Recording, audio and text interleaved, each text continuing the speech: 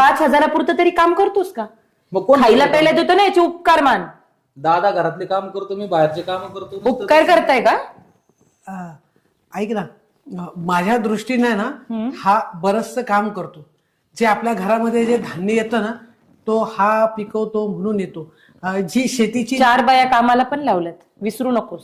हो, पण ते तुला हजेरी लावल्याशिवाय त्या ज्या 4 बाया आहेत ज्या आपण ठेवलेल्या आहेत कामाला, त्या बाया तुझ्या धाकानी सारख्या ये जा करत असतात.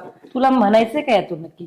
म्हणायचं असं आहे की ज्या वेळेस तू इथे नसतेस, माहेरी असतेस, कुठं फिरायला गेलेली असतेस, काही खरेदी करायला गेलेली असतेस ना, त्यावेळी त्या आलेल्या बाया ज्या असतात ना, त्या खूप अशा छान हसतात.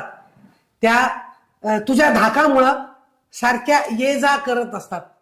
तुला म्हणायचंय काय नक्की? म्हणजे एक